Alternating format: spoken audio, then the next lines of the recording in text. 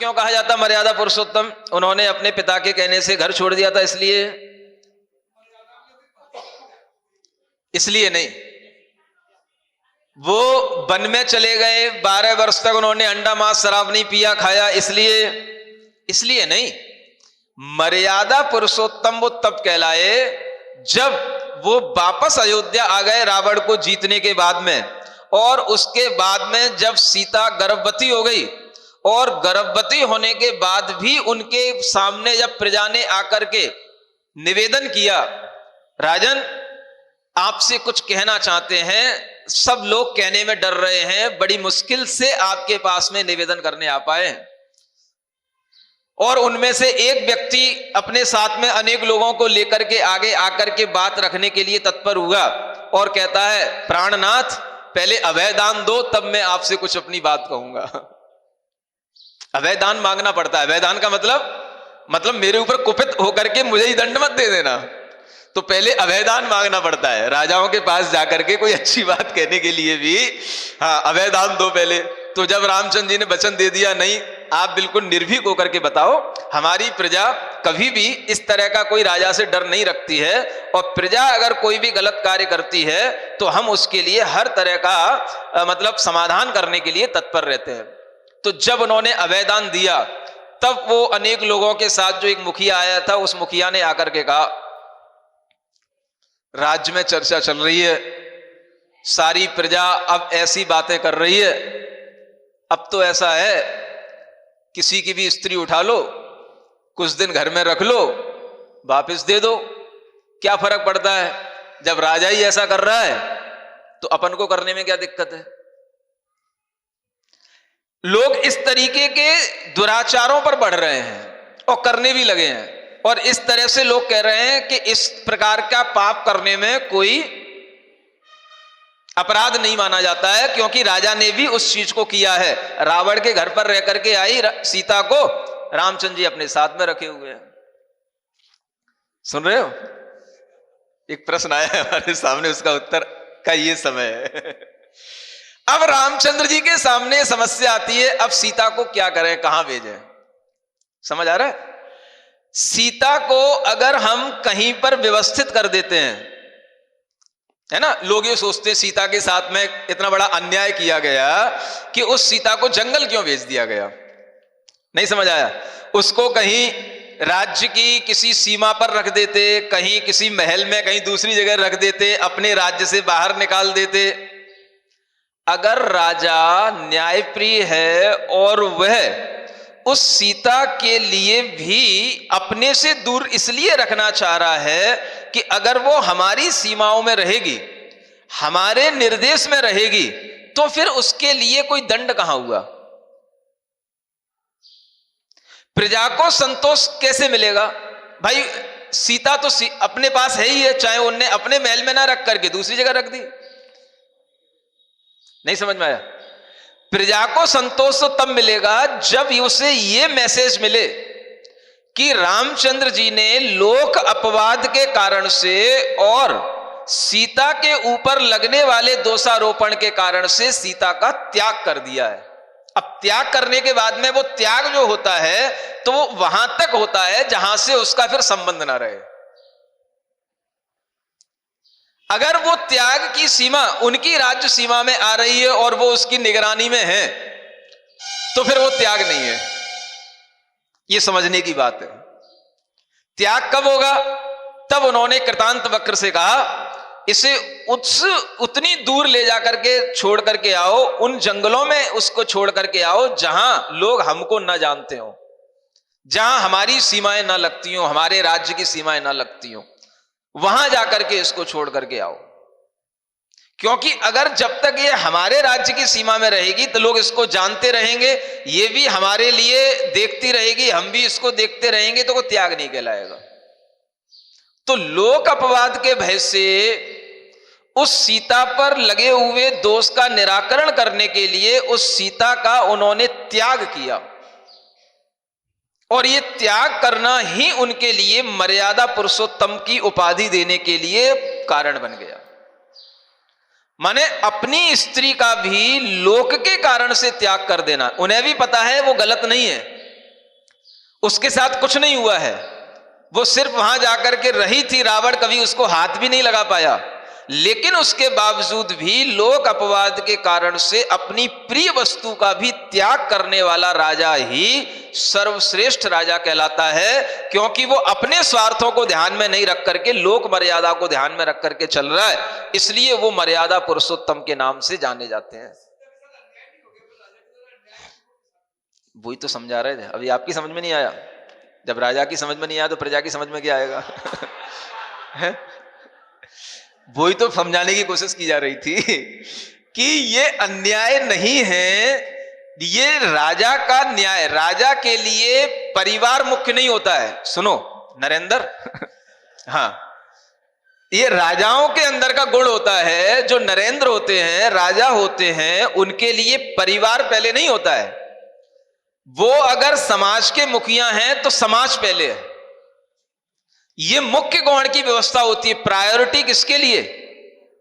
एक राजा की अच्छी शासन व्यवस्था तभी कहलाती है जब वह न्याय के लिए अपने पुत्र का भी, अपनी पत्नी का भी त्याग कर दे, तो वह सर्वश्रेष्ठ राजा माना जाता है। ये सीखो, ये दंड नीति के माध्यम से सिखाया जाता है। इसी को दंड में प्रणयन करने वाला राजा कहा जाता है। मेरा तेरा नहीं देखना पड़ता है। मेरा बेटा, मेरी बेटी, मेरी पत्नी, अगर इसी की जगह पर दूसरे की पत्नी होती तो, मेरे पुत्र की जगह पर दूसरे का पुत्र होता तो हम क्या दंड देते? वही दंड मेरे बेटे के लिए, वही दंड मेरी पत्नी के लिए है। अगर समाज में किसी दूसरे की पत्नी पर कोई उंगली उठाता तो हम क्या करते उस समय पर? हम कहते उससे देखो, इसके कारण से पूरी समाज में अव्यवस्था बनी हुई है, इस पत्नी को छोड़ दो, इसको यहां से बाहर निकाल दो, पूरे समाज के अंदर शांति आ जाएगी। नहीं तो पूरी समाज जो है उथल पुथल में पड़ी हुई है और आपस में सब जो है गलत गलत बातें कर रहे हैं, गलत गलत आचरण कर रहे हैं। अब उस समाज को संभालने का क्या तरीका है? हम उस समय पर उससे यही कहेंगे, इस पत्नी का त्याग कर दो। ये जब से इस समाज में ये स्त्री आई है तब से पूरी समाज के अंदर इसने व्यवस्था बिगाड़ दी है, सब मर्यादाएं बिगाड़ दी हैं। आज लोग मर्यादा से बाहर होकर के काम कर रहे हैं। इसका त्याग करो, राजा आदेश देता है सामान्य प्रजा के लिए। तो आज उसके सामने स्थिति बनी हुई राजा के सामने, तो वो क्या करेगा? तो अच्छा जो राजा होता है, न्यायप्रिय जो राजा होता है, वो स्वार्थ में अंधा नहीं होता है, वो न्याय करता है। दुनिया उसको अन्याय समझे, लेकिन राजा के लिए, एक अच्छे राजा की अगर मोहर लगेगी तो इसी बात से लगेगी, इतने श्रेष्ठ राजा होकर के, इतनी सती सीता होकर के भी उन्होंने उसका त्याग कर दिया, इसीलिए वो महान बन गए। उसी क्षण से महान बन गए। जो आज तक वो महान माने जाते हैं, आज तक मर्यादा पुरुष कहला रहे हैं। अभी भी धर्म विरुद्ध हो गया? नहीं, राम को पता है सीता सही है और बहुत सी प्रजा को भी पता है सीता सही है, लेकिन देखो आप नहीं समझ रहे। अभी प्रायश्चित जो होता है वो लोक की संतुष्टि के लिए होता है। आपने प्रायश्चित की परिभाषा नहीं पढ़ी।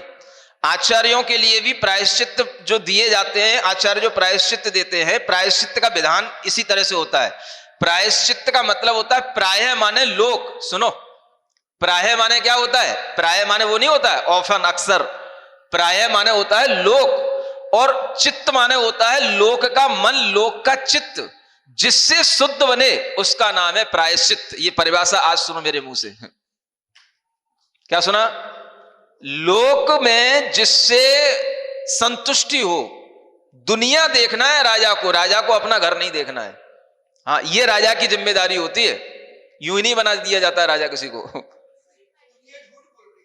दुनिया भले ही झूठ बोल रही हो, लेकिन अगर दुनिया को संतुष्टि इसी न्याय से मिलनी है तो राजा वही न्याय देगा उसको।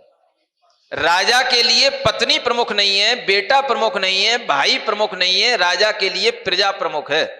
राजा प्रजा के लिए जीता है। ये पहले भावना अपने अंदर लाओ। आपको केवल सीता दिख रही है, पत्नी दिख रही है, राम की सीता दिख रही है, आपको प्रजा नहीं दिख रही है ना, इसलिए सब गड़बड़ हो रहा है? वो जंगल का मतलब ही है देश निकाला। देखो जंगल का मतलब ही है देश निकाला का मतलब ऐसा नहीं है कि अब महारानी है वो भी उसका अपमान करके देश निकाला नहीं कर सकते हैं, उसे किसी बहाने से अपने से दूर करना, वो छल नहीं कहता है, बहाना। देखो बहाना राजाओं का अगर आपके लिए छल कहने में आ रहा है तो ये भी साहित्य में छल कहो बहाना कहो एक अर्थवाची माने जाते हैं, लेकिन ये छल का मतलब मायाचार नहीं है। माने किसी बहाने से किसी प्रयोजन से उसको अपने से दूर करना, ये उनका उद्देश्य था। तो परीक्षा बाद में हुई तो थी। देखो ये भी प्रायश्चित देने का तरीका होता है। आपने प्रायश्चित शास्त्र पढ़े ही नहीं, दंड नीति के शास्त्र पढ़े ही नहीं। प्रायश्चित एकदम से नहीं दिया जाता, प्रायश्चित देने के भी ये तरीके होते हैं। पहले अपने से दूर करना, लोक में पहले शांति हो, फिर उसके बाद में उसको अपने पास बुला करके उसे परीक्षा आदि के माध्यम से अपनाना। ये तरीके होते हैं बड़े बड़े लोगों के, आप समझ नहीं सकते हो। बड़े लोग जो सोचते हैं वो वही सोच होती है जहां आपकी सोच समाप्त हो जाती है।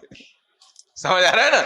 हाँ, कोई भी चीज है यहां पे रखी हुई चीज यहीं शुद्ध नहीं हो सकती है, उसे प्रोसेस होती है, पहले वहां जा फिर वहां से इधर आ। समझ आ रहा है? तब वो चीजें अपनी बनती हैं। समझ आ रहा है? यही आचार्य महाराज ने हमारे साथ किया था। समझ आ रहा है? मैं दूसरे संघ का ब्रह्मचारी था, तो उन्होंने पहले कहा पहले तू घर पे जा फिर मेरे पास आ। अब मैं घर पे जाने को तैयार नहीं था, वो भी तैयार नहीं थे, अड़ गए थे, नहीं घर पे जाना पड़ेगा। तो मैं दूसरा संघ छोड़ करके उनके पास में आ गया, तो वो उनने अपनाया नहीं। पहले कहा क्या उनने, क्या कहा? पहले घर जा, वहां से छोड़ वहां जा, और वहां जाने के बाद फिर यहाँ। तो ये राजाओं के तरीके होते, तुम कुछ जानते तो हो ही नहीं, बातें करते हो। तो प्रजा जो है कभी राजाओं के दिमाग नहीं समझ सकती है। समझ आ रहा है? तो राजाओं को सिखाया जाती है सब दंड नीतियां, बड़े बड़े आचार्य जानते हैं कैसे प्रायश्चित दिए जाते हैं। ये प्रायश्चित के तरीके होते हैं। लोक के चित्त को जिससे संतोष मिले वही न्याय कहलाता है।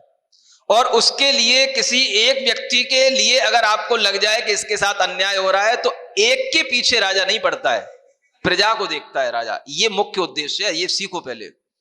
बड़े पदों पर आना सबके लिए संभव होता है, लेकिन बड़े पदों का निर्वाह करना इसलिए संभव नहीं होता क्योंकि वो सब स्वार्थों में पड़ जाते हैं।